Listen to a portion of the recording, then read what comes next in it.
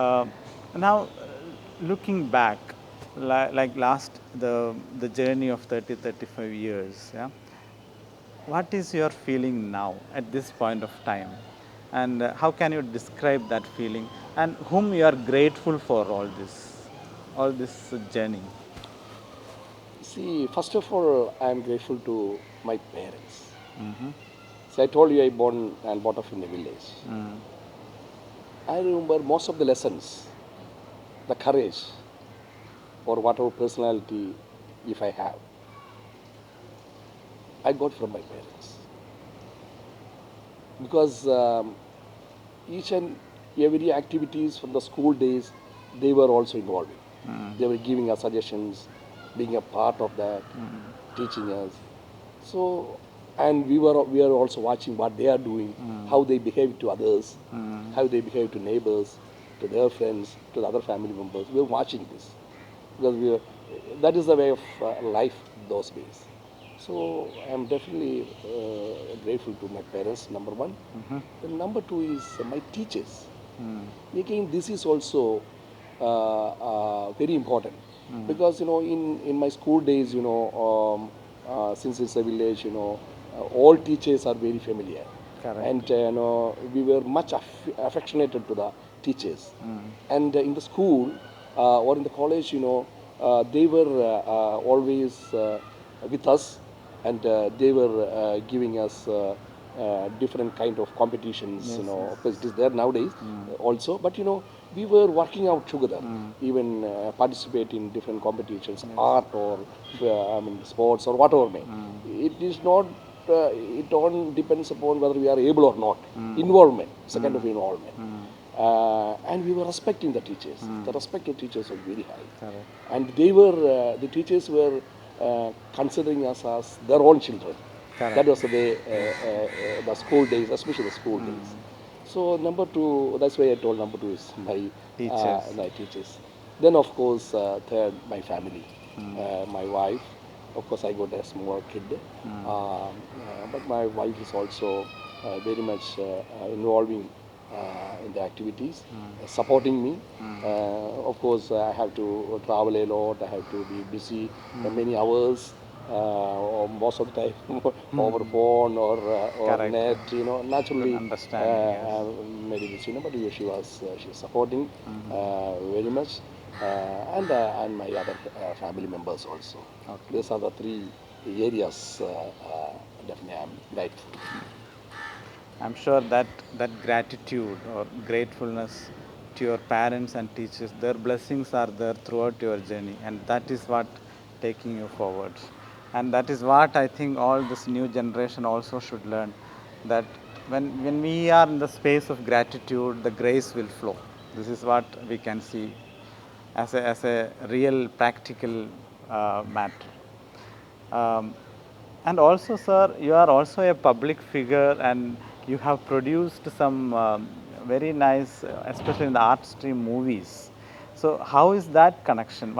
How is your interest in that film area? Can you tell something? That came naturally. Naturally, in the sense, uh, I made a film, a Sanskrit film Uh-huh. called Priyamanasam. That was the third Sanskrit film in the world that time. Okay. In After which year? 22, I made 6 years before. 6 years back. That was one Sanskrit film was after that was the third film after 22 years. So there was a reason behind it. Ayurveda is basically, the books were basically written In in Sanskrit. Sanskrit, Yes. and in the Ayurveda college, students study one subject is Sanskrit. Correct. Most of the slogans they study in Sanskrit, but nobody, no doctors know the follow it up or practice it. Even the patients don't know, and not even the society don't continue to keep it up.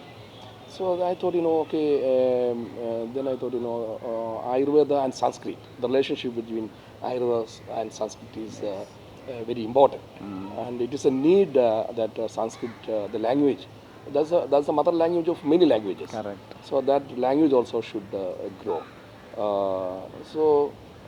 In between, I got a chance. One director approached me, and he told me he can direct he can write and direct he can write the story script and direct a film in Sanskrit. Sanskrit. Then immediately I agreed. So that's the way that was film came and got national award also. Oh, I got a excellent. national award. Then like that, one other film that is a environment Related. Yeah. related film. It is a children's film and environment related. I'm the president still, president of Kerala Children's Film Society. Okay. So in our society, when we conduct the camp, students say, children say, no, we want to act, we have to write, we have to sing like that. Then we decided, no, okay, we'll make a film for them. Okay. So that was the reason I made a film, children's film, but it is environment based. We want to teach children the importance of keeping the environment clean and natural. And that film also got, that's called Black Forest. Black Forest. That also got a national award. Yes. So like that, there are certain reasons for each film. So I made 8 films. It's all happened. It's not big budget commercial films. Yeah. All films got some social value, some environmental or natural or social value. All films are like that. Great steps. All steps with a purpose. I mean, I think to promote Sanskrit language and at this point of time, and also something on the environmental base. So, I mean, really great steps, sir. You are taking for the benefits of the society. Now, moving forward, the year 2020, it's a pandemic, COVID pandemic. The whole humanity was never expected that we will face something like this. Of course, I think your industry also is badly affected. But how did you accept that? And what was your biggest learning from COVID-19? See, this is one of the major issue everybody is facing. The whole world is facing. Correct. So first of all, I thought naturally in our industry and tourism industry, it is most affected or worst affected. Correct. Longest affected. Then I thought, it is not only for me. There are many others also affected because of the same reason. Yes. Other industry. Yes. Not only in Kerala, not only in India, all over the world. All over the world. Yes. So I am also part of that. Yes. Why should I worry? Correct. There is no meaning that I am worried. Of course, I should worry, but that is not a solution. Yes. If I am worried, I'll become disappointed. Right? I took, we'll face it. And I took steps to face the issue. First of all, there are many employees. So their employment is one of the issue. Then other financial needs are there. These are the two major requirements. Yeah. I talked with my employees. I discussed with my higher staffs. What should we do coming days, coming months? Initially we thought a few months. Then it was prolonged almost more than 1 year. Yes. 1 year. Anyway, each periods, every 3 or 4 months, I made different strategies. Initially, I gave 2-3 months, I gave full salary. Then I thought, I have to cut short the staff. I discussed with them, then I cut the staff. Then I have to reduce little salary. Then I told them I'll give the balance salary later. So this is the way we manage the situation. Somehow I can say I find out a solution for that. I'm just managing. I can say I'm only managing it. But with a positivity. That Yes. is what I can see. Yes, Accepting that situation because Correct. it is already Yeah. happened and there is no point of disagreeing with that situation. Now, if I ask you 2031, 10 years from now, where will be Mr. Baby Mathew and Somatheeram? What is your vision for 10 years? I am not too much ambitious, but I have some plans. Certain projects I already started, I have to complete. That is number one. And within another 4 months, this year already gone. Correct. Next year only we can revive the business. That means 2 years It's gone gone, yeah. for any new projects.